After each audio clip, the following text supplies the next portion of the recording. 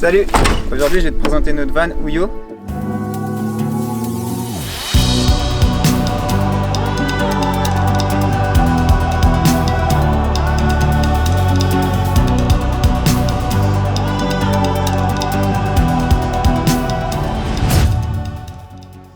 On va commencer par l'extérieur.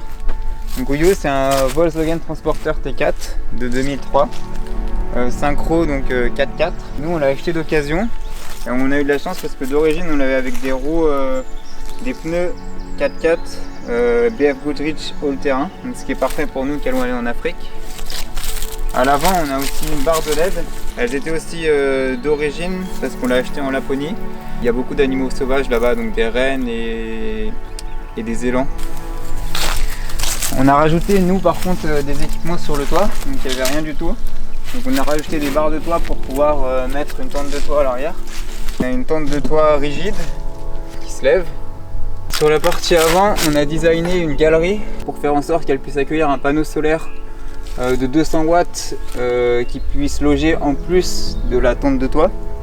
Donc c'est pour ça qu'on l'a designé de telle sorte que le panneau solaire puisse être un peu plus large que le toit du véhicule et qu'on ait aussi un espace de stockage entre le panneau solaire et le véhicule. Donc là on a un espace de stockage où on a pu venir mettre une roue de secours, parce que sur les modèles de transporteurs T4 4x4, le problème c'est que le différentiel à l'arrière il gêne pour pouvoir mettre une roue de secours sous le châssis.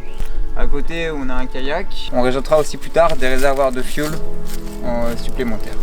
On a une douche solaire, donc celle-ci on l'a fabriquée nous-mêmes en suivant le tuto des Mariole Trotter qui est super bien fait. Elle permet de stocker jusqu'à 16 litres d'eau. On peut venir brancher dessus un tuyau d'arrosage. Le fait que la peinture soit noire, elle absorbe, noir mat, absorbe vraiment le soleil, donc ce qui permet d'avoir de l'eau tiède voire chaude. À l'extérieur, on a aussi fait quelques modifications. Donc on a percé la carrosserie pour mettre une aération ici en bas. On a une autre là-bas, aération haute. Comme tu peux le voir, il y a une petite moustiquaire pour essayer d'éviter que les insectes y rentrent. Et aussi du côté intérieur, vu qu'on va aussi faire pas mal de pistes, on voulait éviter que la poussière puisse rentrer, donc on a fait un système de bouchon. On peut boucher notre aération quand on roule, et pour pouvoir y vivre et que l'aération soit effective, il suffit de le déboucher. Donc pour la seconde partie de l'aération, on a le lanterneau ici, qui a une aération permanente, donc ça permet de faire circuler l'air entre le haut et l'aération basse que je t'ai montré tout à l'heure.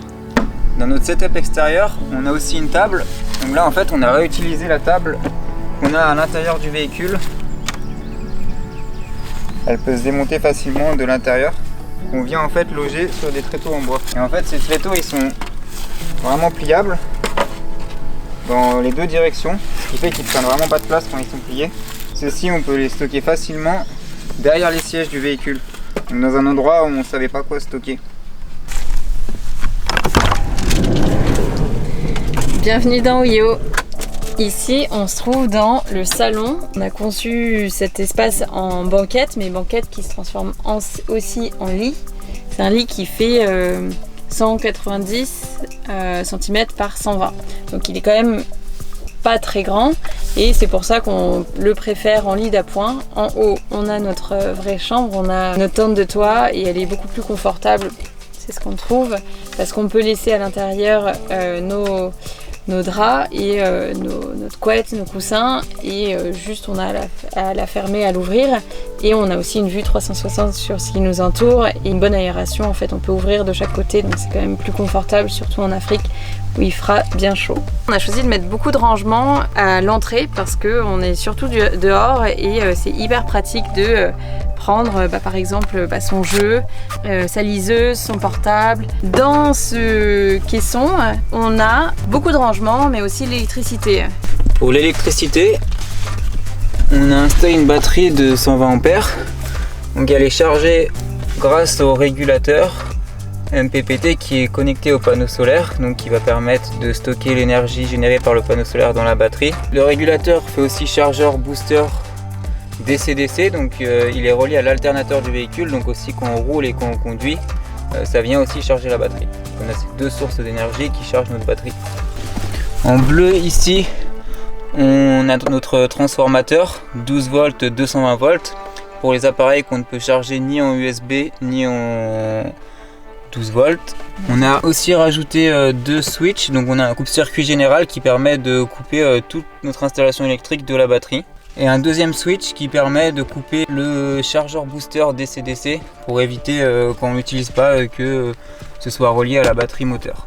Là on a un petit porte-fusible qui vient sécuriser tous les câbles qui sont reliés ici à la batterie, donc qui viennent du panneau solaire, du régulateur et les câbles qui viennent de la batterie moteur. Ici on a les disjoncteurs et c'est là où on contrôle l'alimentation de tous les appareils électroniques qu'on a dans le van. Ensuite on a aussi beaucoup de rangements sous cette banquette. Donc ici on a le rangement, on a décidé pour le moment de mettre toutes les affaires de camping parce qu'on va prendre aussi notre tente, nos duvets et pour pouvoir bivouaquer sans Wiyo. On range tout ça là avec quelques affaires pour faire du sport, hamac, etc. Ensuite ici on a tous les autres rangements. Ici on a un gros sac pour mettre tous les draps et serviettes, mais on a la même chose pour mettre toutes les affaires qu'on utilise moins souvent. En fait on va avoir surtout les affaires pour quand il fera froid ou des affaires quand on veut switcher avec les autres affaires qu'on a de plus disponibles. Et bidons d'eau qu'on stocke aussi ici. Ici dans ce placard c'est là où on range tous nos habits. On a aussi ces rangements ici. Donc c'est là où on rangera entre autres nos sous-vêtements. Ces tiroirs on les a conçus pour qu'ils puissent s'ouvrir et de l'intérieur et de l'extérieur. Donc ce sera des rangements pour des choses dont on a besoin rapidement. Donc premier tiroir les médicaments et deuxième tiroir les jeux de société. Ici on a un autre rangement qui sera sûrement le rangement chaussures sous le frigo. Cet espace on l'a conçu pour que ce soit vraiment grand, accessible. On a choisi cette table pour qu'elle puisse se tourner dans tous les sens. L'idée c'est de pouvoir accueillir du monde et ne pas être restreint par la taille de la table. En fait on choisit suivant le nombre de personnes qu'on est ou ce qu'on veut faire, comment on met la table et elle tourne dans tous les sens. Et quand on ne l'utilise pas, vraiment on profite du fait qu'on peut la mettre sur le côté. L'autre avantage de cette table, c'est qu'on peut l'enlever complètement et c'est ce qu'on doit faire pour transformer cette banquette en lit finalement. Du coup, il faut dévisser cette partie-là et ensuite enlever le pied de son support. Pour transformer la banquette en lit, il faut faire slider. En fait, on a créé un lit peigne, il faut faire slider le lit.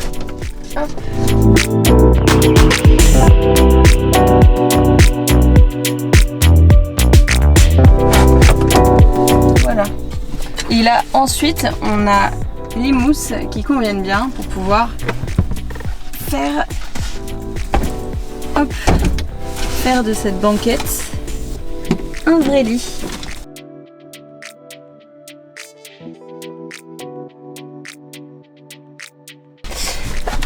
C'est un tout petit peu contraint, mais juste assez pour pouvoir faire en sorte que les mousses tiennent bien les unes avec les autres. Et voilà, le lit. On a acheté ce tableau de rangement fourre-tout chez Ikea et en fait c'est hyper pratique, on peut ranger plein de petites babioles. On va bientôt mettre encore plus de photos, il y en a quelques-unes déjà.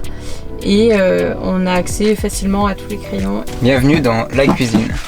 La cuisine, en fait, on a deux accès, un depuis l'intérieur et un depuis l'extérieur parce que sous le haillon, on peut se tenir debout, ce qui est vraiment pratique, surtout pour cuisiner. Donc la partie gauche, on a surtout mis des rangements en 4 tiroirs, des couverts, de la vaisselle, des casseroles, plus un fourre-tout. On a deux autres placards qui permettent de stocker l'eau. Donc ici on a deux bidons d'eau, deux bidons de 20 litres, donc ça nous fait 40 litres en plus des 20 litres qui étaient stockés sous le lit. Donc ça fait 60 litres d'eau propre au total. Et là on en a un autre qui s'ouvre à l'arrière pour évacuer l'eau sale. Là on a un petit bidon de 10 litres, comme ça on change régulièrement pour que ça pue pas. Pour pas que tout ça s'ouvre pendant qu'on roule, on a mis des boutons pressoirs ici. Donc en fait il suffit par une pression il est verrouillé. Il y a une pression, je déverrouille. Pour ce qui est des tiroirs, ils ont besoin d'une force. Donc c'est des tiroirs qui se ferment doucement, mais il faut aussi une force pour les déverrouiller. Donc ce qui est vraiment pas mal, il faut vraiment y aller fort pour qu'ils partent. Au-dessus, on a un autre meuble de rangement qui est là, lui, pour tout ce qui est stockage de nourriture. Donc là, on peut stocker toute la nourriture sèche. En dessous, on a des petits pots pour les épices, des graines ou un peu de vrac. Sur la partie gauche, ici, on a rajouté une petite tablette extension pour avoir un comptoir un peu plus grand quand on commence à faire de la cuisine restaurant 1 étoile avec plein de petits plats. Je me trouve maintenant à la partie arrière de la cuisine. Donc là, je peux tenir debout, comme j'expliquais, ce qui est vraiment pratique. Donc c'est pour ça qu'on a designé la cuisine de telle sorte que à l'arrière debout, on a accès à tout ce qu'il faut pour cuisiner, faire la vaisselle. Donc le robinet se situe ici dans le coin arrière, donc on peut y accéder vraiment facilement depuis l'extérieur pour faire la vaisselle.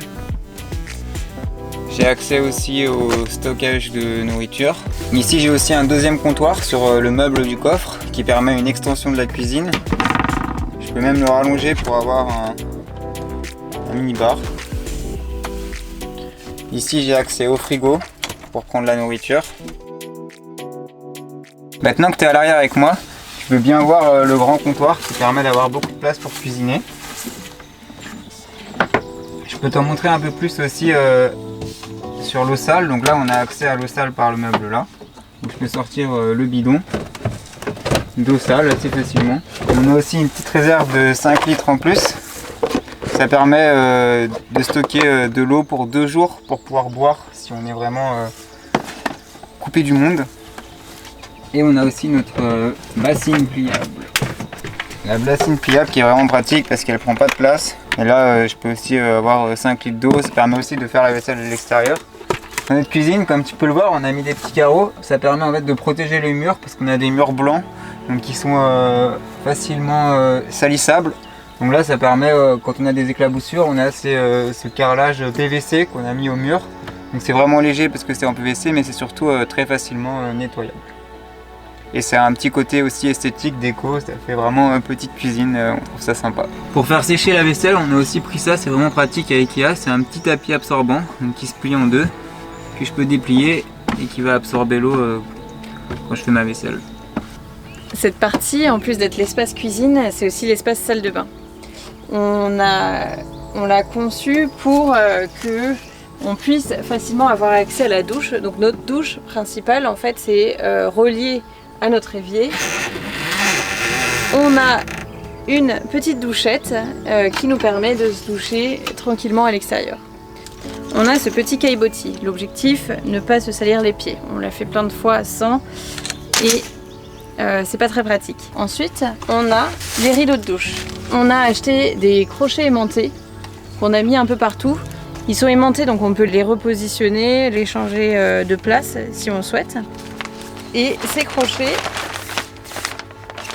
vont accueillir notre rideau de douche. Ça permet de prendre la douche tranquillement sans avoir tout le monde qui nous regarde.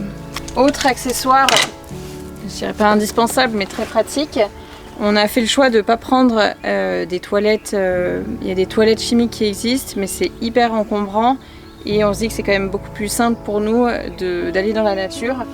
Du coup, on a investi, gros investissement, dans une pelle pliante. Attention mesdames et messieurs,